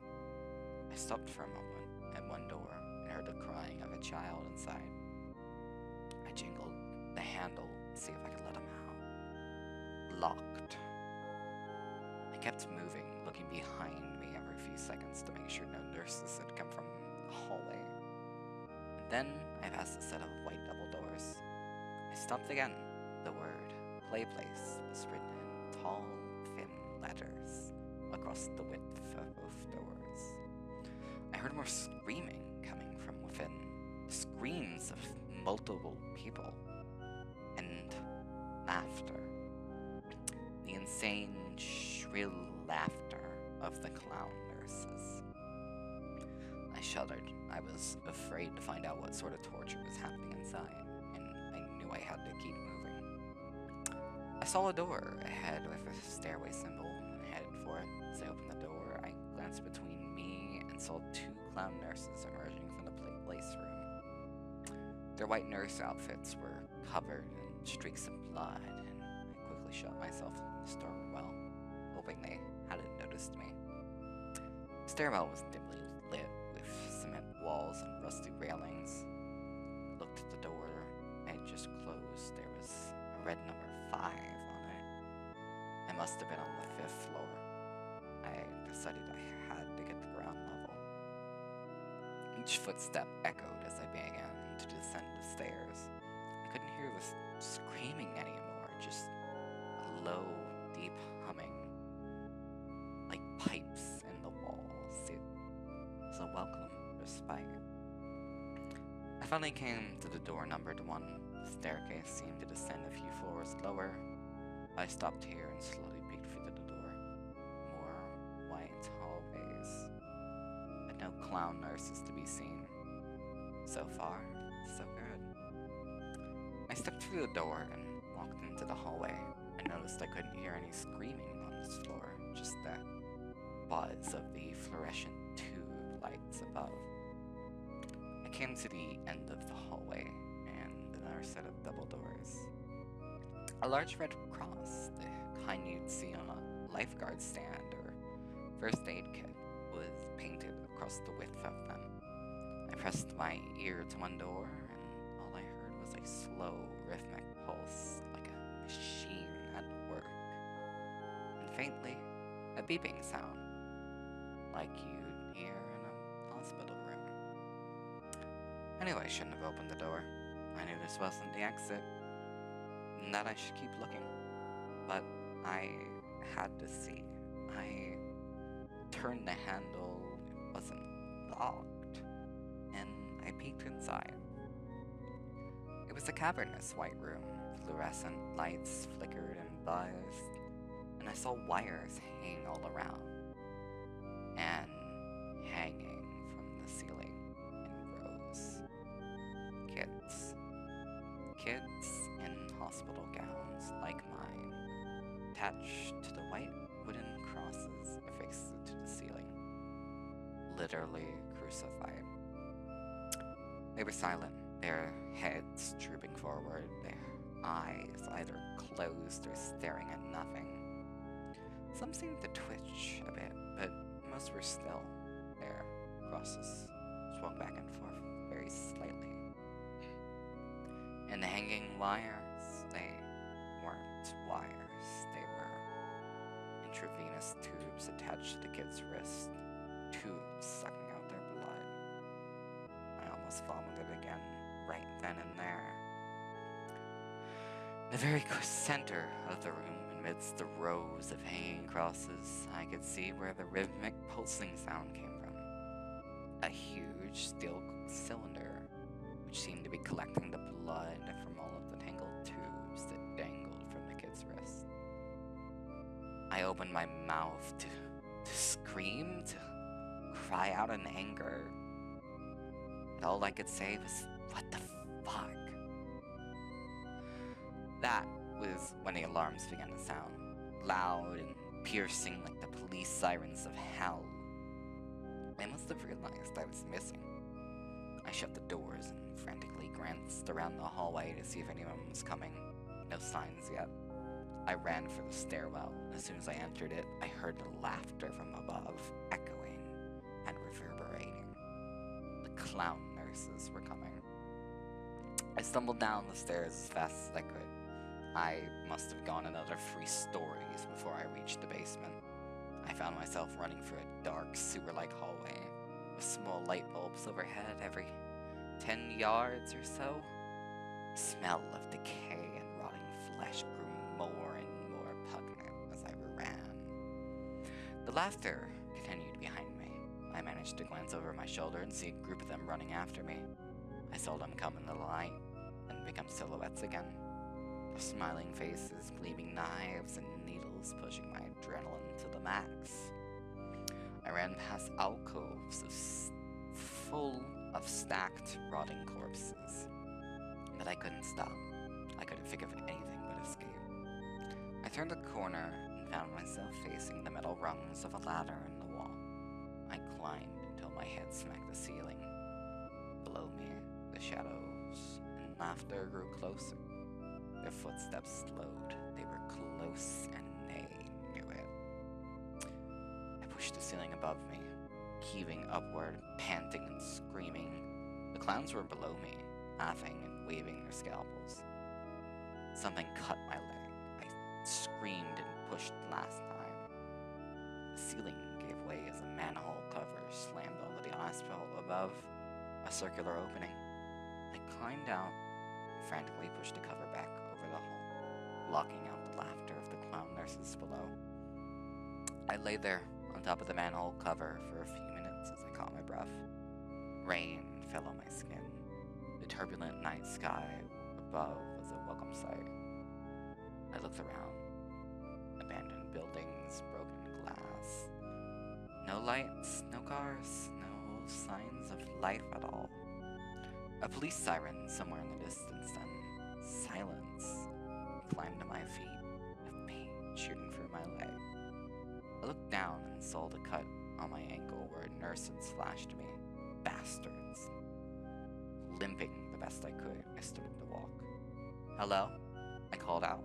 The only answer was a distant roll of thunder. "Somebody, help me, please!" My foot fell on something soft and mushy. I looked down, a newspaper. I peeled it off the wet asphalt. Most of the ink faded. I was able to make out the date. July 13th, 1992. I dropped it, an icy dread filling my stomach. I had to keep walking. "Can anyone hear me?" I screamed. "Please, anyone, please." My words faded into delirious sobs. I stood still for a moment. The rain had soaked through my thin hospital gown. I shivered as the wind blew. Then I saw a light in the distance. It was a big yellow M in the sky. A McDonald's, of course. I limped toward it. When I got to the place, I saw that apart from the M, the rest of the building was completely dark. I walked cautiously towards the broken window and looked inside. Darkness. I turned and surveyed the place outdoor playground. 10-foot tall structures of colored tubes for kids to call through. Sitting at one of the benches was a familiar figure. A Ronald McDonald statue. You know, the one where you can sit beside him and it looks like he's got your arm around your shoulders. Every kid has seen it. I shuddered at the sight. The doors were unlocked. I walked in, out of the rain, silence, and darkness. I noticed that the decor wasn't like the modern McDonald's you see. It was the same as it was in the 80s. The white plastic booths and the red-yellow tiles. The wind seemed to whisper. Through the broken windows, I noticed something on the front counter. It was a black rectangle. I got closer. It's a laptop. A nearly new laptop. I let out a soft, delirious laugh.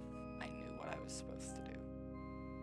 I took the laptop outside and sat beside the Ronald statue. I opened it and began to type the story. The rain is falling on the keys, but I don't care.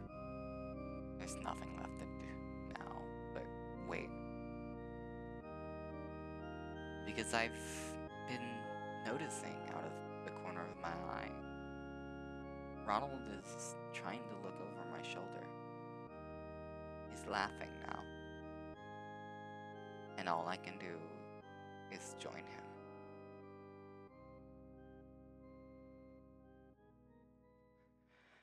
Quite a bit longer than I thought it was going to be. Yeah. I gave it a little bit too much benefit of the doubt from, again, the fucking one sentence long paragraphs. Isn't our Windows notification sound, unfortunately. I'm gonna send you a little snippet of it. They're like, you see what I mean? This shit's obnoxious. Don't fucking do this when you write stories. Right. Yeah, I see now. Yeah, so that was kind of why I gauged this as being artificially long. It was quite long. Very interesting to actually read through that on my own. I do not remember the latter half for the life of me. But This is why we eat at Wendy's. that's... I don't know if I'd go that far. But... So true, bestie. I swear I remembered something else in the story, some degree of chopping the kids up into McNugget meat or something. Oh. That was not here. Again, this is, I never read. I heard the story many, many years ago in a video. So I swear I remembered something like that. I guess that was not here. It was just the crucifixion, I guess. Right. I feel like this is a good good sampler of the goofy shit that got thrown into creepypastas. Yeah. To tell you the truth, it was a good sampler, you gotta admit. Cause like what the fuck was the crucifixion? Brother, Yeah. what? Yeah, it was a lot of disconnected parts, I feel like. It's a bit of a diving board into like the goofy, like, okay, dude. Yeah, a little too much random, unrelated murder too. Like I started squinting a little bit when we got to the part where the photo album was just like every family murdered. Yeah.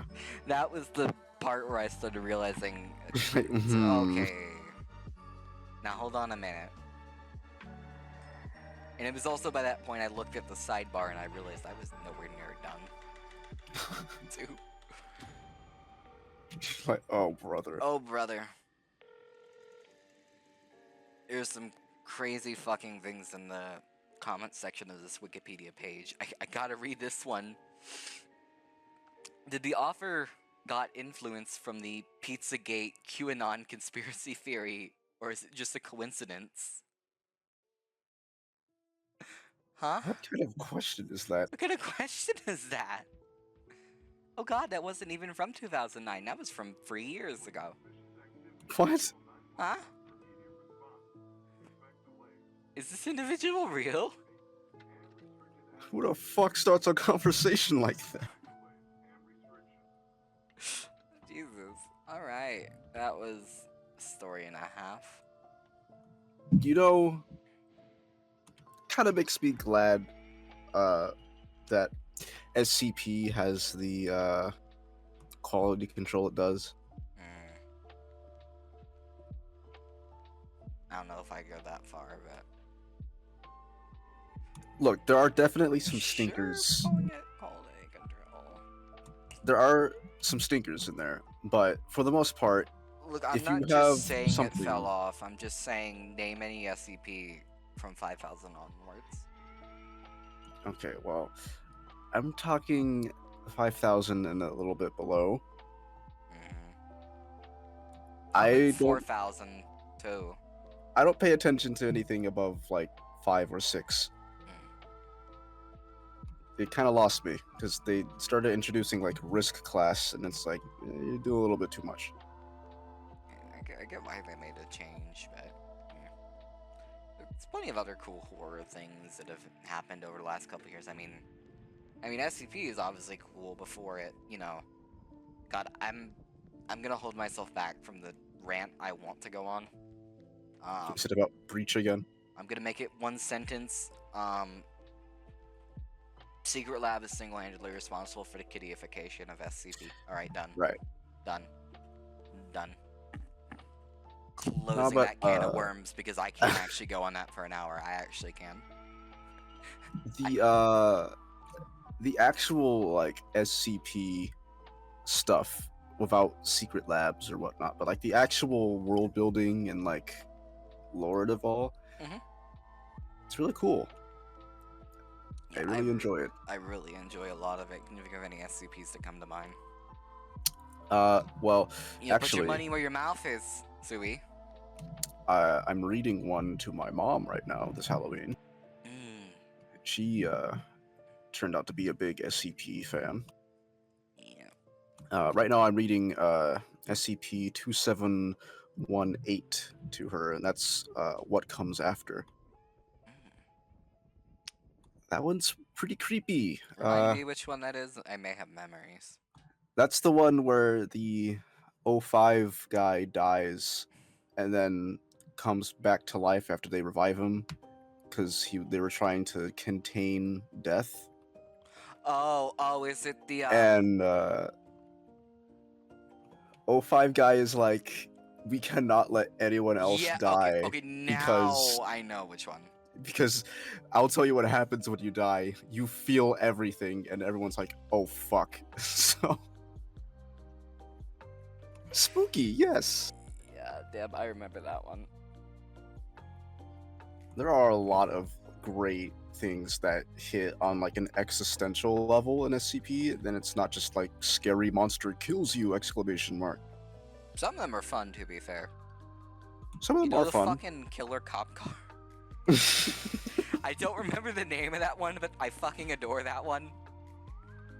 Why does this thing have eggs? It's a bit silly. Okay, but it's like fucked up enough it loops back around for me, okay? I guess it's one of those things where it's like, you look at it and you go, oh, haha, very funny, guys. And then you read a little bit more and you're like, oh no. I'd have to look it up to find it, but I think my favorite one is, okay, is it 354? I have to check the log to see if it's the right one. It may not be. It may not be. But it's, It's the one where it's a red lake. Oh, the Red Lake, yeah. Yeah, and they drill into that fucker. And it's like a whole world. Those are my favorite SCP ones, honestly, is where it's like some random fucking little doohickey. And there's just a whole dimension in there. With like 20 layers. I fuck with that shit. I fuck with that shit so strongly. I think my favorite is 5,000, actually. me see which one that is. It's called Y. That's the one where like it's the like reality harness that guy puts on, because in his world the SCP Foundation like Died? kills all humanity. Oh, it's the other one. Okay. Yeah. Yeah. So he like becomes invisible to like all of existence really, and he just has to like fend for himself in a world that's been ravaged by an SCP Foundation that's made itself known and has also released all the SCPs into the general populace. It's pretty crazy. I think that's kind of I vaguely remember it, but it also kind of goes along what I was talking about with like a lot of more recent SCPs. I guess the best way I can put it is a lot of them are like trying to be O1 ass proposals. That is true. Do you get what There's I'm a lot saying? of them in there that are like definitely like, oh my god, look at me, look at me, look at me, I'm so scary. Please make me a O1 proposal. It's more so like less it being dangerous and more so this is like, oh, this is the fabric of the universe. Blah, blah, blah. Yeah. This is how everything happened, you know, and like, It's like, I wish people would lean more in with the anomalous properties section, because it's not like, oh, giant fucking like murder monster or like reality bending apocalypse inciting like thing. Like where's the spoons that just like, you know, change your gender? Like where's the weird shit like that from SCP? You know about that one? I'm holding myself back. I'm making the I show speed face right now. But yeah, I mean, and especially I do like some of the. I mean, it's not like modern SCP hasn't done that, but there's a lot of the more infamous ones are the ones that are like just really normal objects with a really weird fucking effect, and it has a lot of weird fucking implications of it. And one that's like, you know, in every SCP game, for example, is the ball.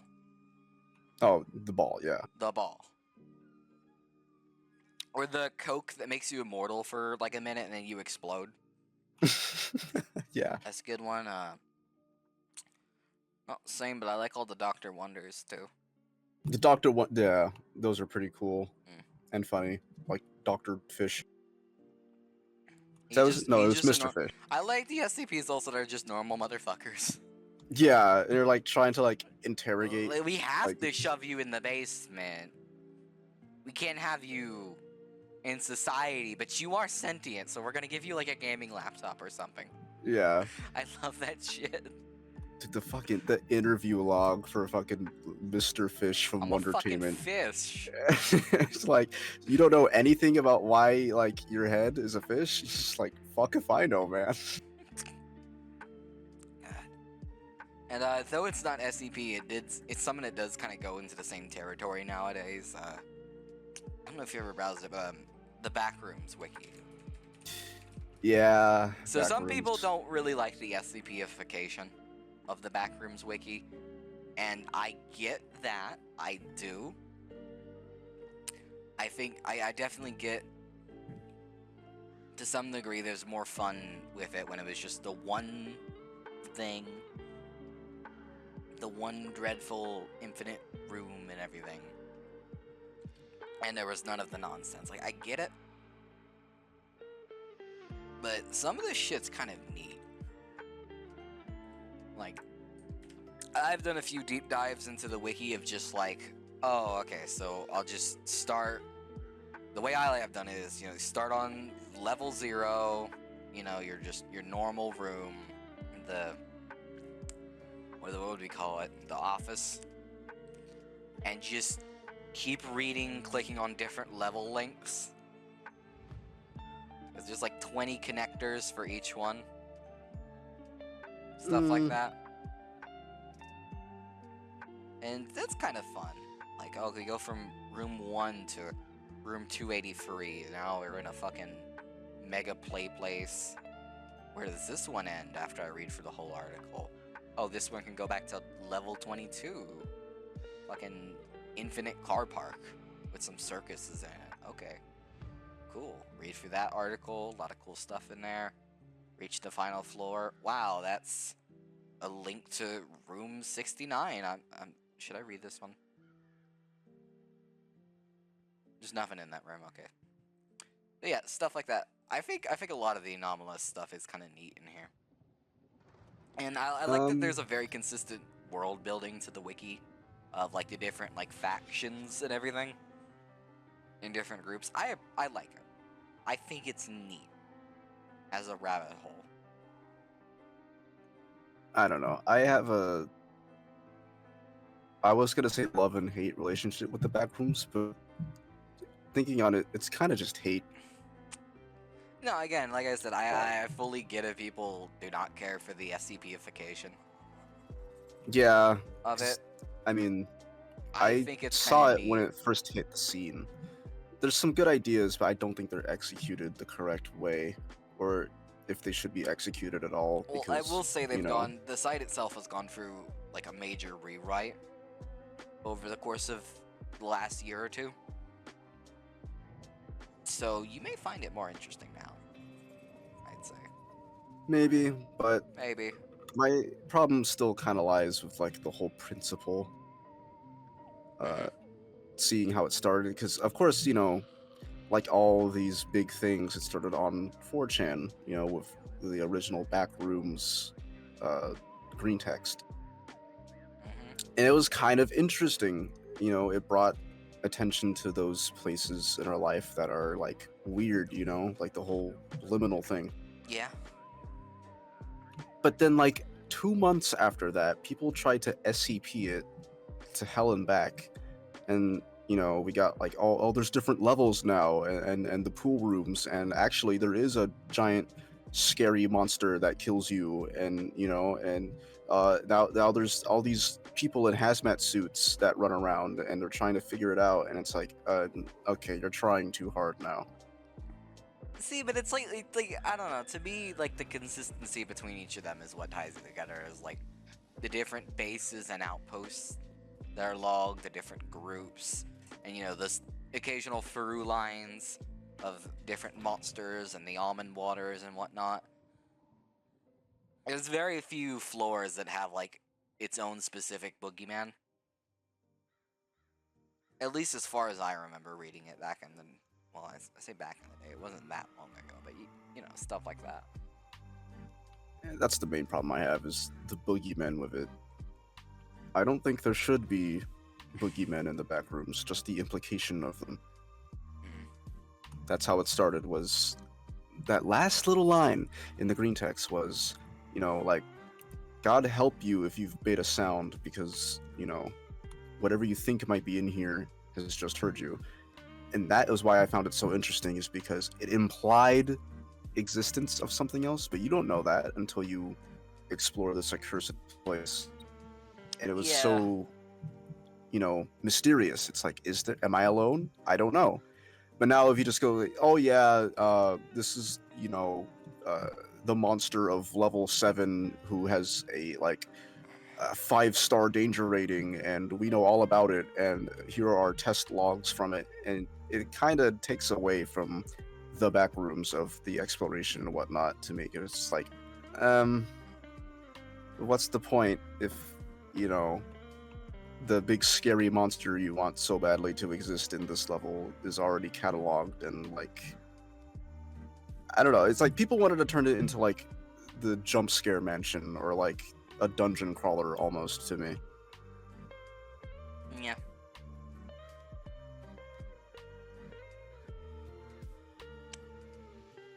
Like I said, I get if people do not enjoy this sort of thing. I don't know. I have some fun with it.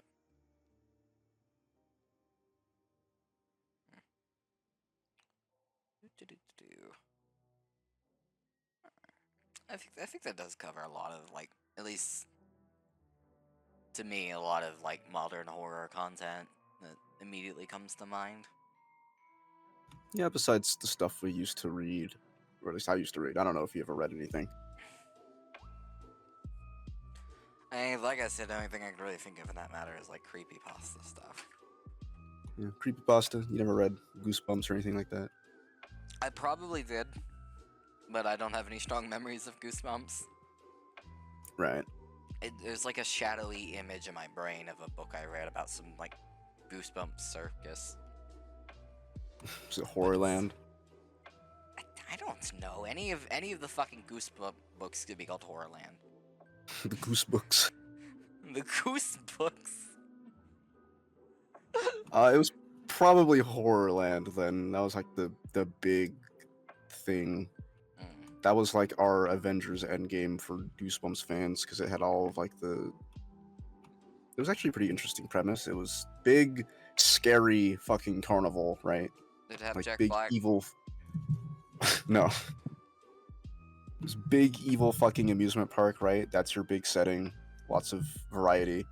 And then it had like all of the different other protagonists from the very well-known classic Goosebumps stories, and they all met up. It was pretty cool for a kid.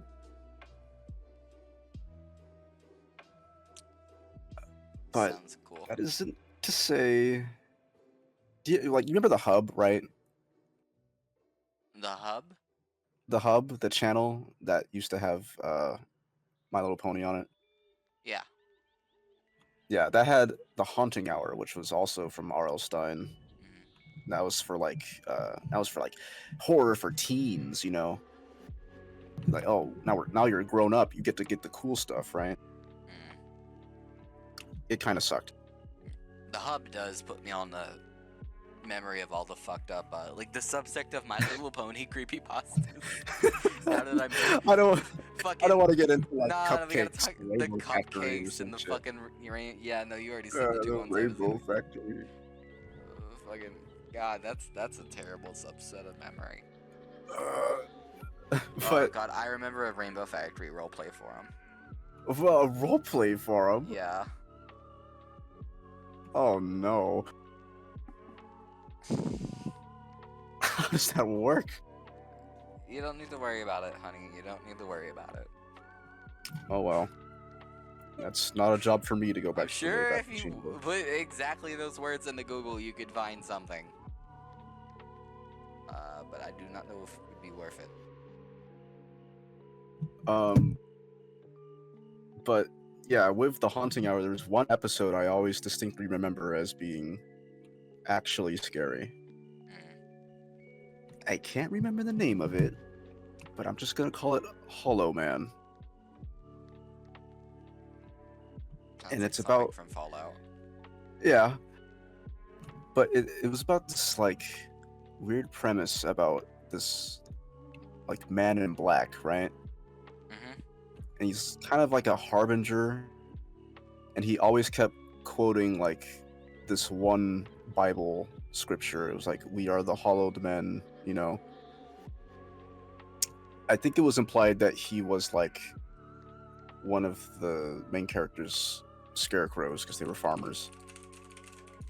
And all throughout the day, people keep disappearing, and he's trying to figure out what's happening, but every single time he tries to figure it out, that person just vanishes from existence. And the only person he has that even remotely acknowledges him anymore was like that man in black, who I'm realizing now is kind of like a Gordon Freeman G-Man type of relationship. That helps you. What? Like, that guy was G-Man levels of just like, I'm gonna fuck with your timeline a little bit, because shit did get kind of weird. But eventually it ends with him trying to look for his sister, because everyone else in the town has disappeared, but his sister's gone as well. So he goes back into his house, and the man in black is waiting for him, and he basically tells him, like, you are the last man on Earth. And now you have two choices. And this is where the episode had two endings. He takes the man in black who has gone back into the scarecrow form, and he burns him while he repeats that Bible scripture, leaving him as the last man on a dying planet. Or he gets fucking crucified, and turned into a scarecrow as well, leaving no one left on Earth. I don't know what the hell they were smoking when they made that episode, but it always stood out to me. Seems like crucifixions are the through line for things jumping the shark. Probably. It's just like Fallout New Vegas, actually, when they hang Manny. It's just like It's just like Fallout New Vegas. he's so mean. But no, that was like the one episode I found like scary because it dealt with something existential like that. Because to put it into perspective, other episodes were just like, oh, you know, there are a lot of bugs on Earth and they outpower us. Ooh, scary. And another one was like, our school mascot actually is alive and eats people. It was literally like Freddy Fazbear level of like, oh no, Dude, he's a monster. there needs to be a fucking Five Nights at Freddy's game with a fucking school mascot, actually. Like, it's literally you're just in a school or something. That would be peak. I think he did that already. Who's he? Coffin? Scott Cawthon. Did he? I think it was like an extra mode in one of the FNAF games, but it was like a like a high school simulator just with all FNAF characters. I don't know, a security breach or something. It should be. Might have been. Maybe. I don't know. But Maybe that's horror for you. That's horror, and let's cut it off before I start actually talking about Five Nights at Freddy's. I know the It's whole okay. lore off memory start to finish. I'm not interested. Okay, sorry. Okay. It's okay. I can vaguely just say secret labs and that'll set you off. Fuck you. Fuck you. We'll save my secret labs rant for episode 62. Uh-huh. Nobody write that down. Nobody write that down. You get all that? Lock it in. Mark your calendars. Mark your calendars. I think with that, I am fairly content with our little episode here on horror. I think we've done some good talks, done some storytelling of differing qualities. I had a good time. It was good. Alright. In that case, happy Halloween, Redsun, or happy upcoming Halloween whenever this comes out. Halloween's the 31st, right? Yeah. Okay, so I see. Yeah, this update. This will come out before Halloween. All right, cool. Happy early Halloween, Redsun. Enjoy your October. Stay spooky. Any other closing thoughts, Suey? Fuck, I was gonna say stay spooky. Is that like a common phrase or? Don't let Ronald McDonald into your house. He'll crucify you. Yeah, something about Wendy's. That's the conclusion. Go eat Wendy's. Go get your Dave's single, or whatever the Krabby Patty is. Actually, here's a closing statement for you. No. If you open your computer at 3 a.m. and you go to the Wayback Machine and you look up Jolly fanfiction, No, a scary no, monster no, called Jolly will no, come out you're and not fucking beat doing your this fucking shit. ass. I'm gonna beat your fucking ass. You stupid bitch. Look, it really works. It doesn't work. It Creepypasta. does. I'm taking your pay for this week.